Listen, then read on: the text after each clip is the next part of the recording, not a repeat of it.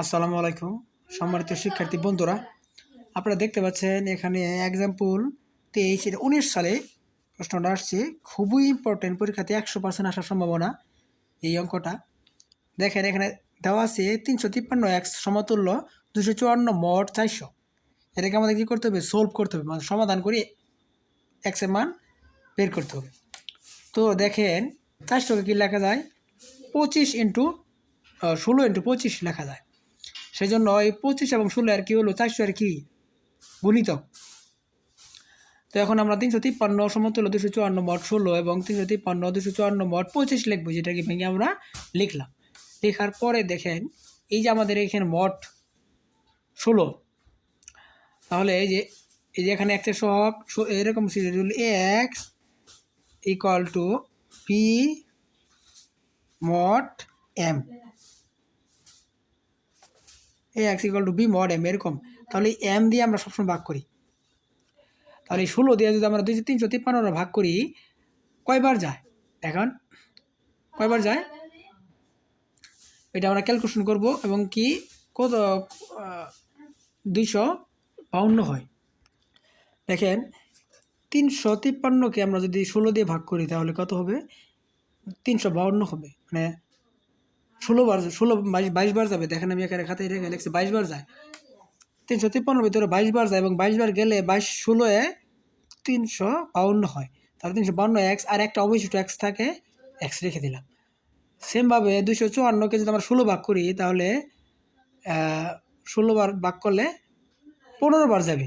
15 16 240, আরও 14টা অবশিষ্ট আছে, 14 মোট 16 লিখে নিলাম। ঠিক সেম এই প্রক্রিয়ায় আমরা এটাকেও ভাঙাবো। এটা 25 দিয়ে ভাগ করবো। তো 25 দিয়ে ভাগ করলে এটা 350 হয়। ভাগ করলে 50 হবে না, ভাগ করলে যতবার যায় অত দিয়ে 200, মানে 25 দিয়ে যদি আমরা 353 ভাগ করি, যে ফলাফল যে পূর্ণ সংখ্যাটা আসবে, ক্যালকুলেটর দিয়ে যদি আমরা ভাগ করেন তাহলে দশমিক আসবে। পূর্ণ সংখ্যা যতটুকু আসবে, মনে করেন পূর্ণ সংখ্যা এলে 10 20 15 যাই আসলো, ওইটা দিয়ে যদি আমরা 25 গুণ করি তারপরে এই রেজাল্টটা আসে। যোগ এবং অবশিষ্ট থাকে একটা এক্স, তারপর আবার এটাকে ভাগ করলে সেম এরকম হয়, আবার অবশিষ্ট থাকে এটা। এইভাবে লেখা যায়, এটা এইভাবে লেখা যায়। এরপর আমরা কি করলাম? যেহেতু 352 16 দিয়ে আমাদের নিঃশেষে বিভাজ্য হয়েছে, তাই এটা বাদ। আবার এই 240 নিঃশেষ বিভাজ্য হচ্ছে, এটাও বাদ। তাহলে এক্স ইকুয়াল টু 14 মড 16, এবং এটা এখান থেকে আমরা এটা নিঃশেষ বিভাজ্য, এটাও বাদ, এটা নিঃশেষ বিভাজ্য, এটাও বাদ। 3x equal to 4 mod 25। এখন এক সমতুল্য এখানে 14 মড 16, এবং এখানে আমরা কি করলাম 24x, এটা কেমন হলো? এটাই তো দেখেন এখানে x 14 মড 16, এটা ঠিক আছে। এখানে 3x, এখানে 25 4 মড 25। তাহলে এখানে আমরা কি করলাম? এখানে আমরা 8 দিয়ে গুণ করে ফেলছি। 24x সমতুল্য 32 মড 25। তো আমরা এখানে 8 দিয়ে গুণ করে ফেলছি। তারপরে দেখেন x 14 mod 16 and minus x. কেন মাইনাস এক্স? কারণ এখানে দেখেন 25, তাহলে এখানে আমরা এখানে যদি আমরা 25 লিখি তাহলে এই যে কী লেখা যায়? 25x মাইনাস এক্স, এভাবে লেখা যায়। সমতুল্য 32 মড 25। তো এইভাবে আমরা লেখা যায়, লিখতে পারি 25x মাইনাস এক্স। তাহলে এই 25 পূর্ণ সংখ্যা, 25 গুণিতক এটা বাদ, তাহলে minus x equal two 32 mod 25।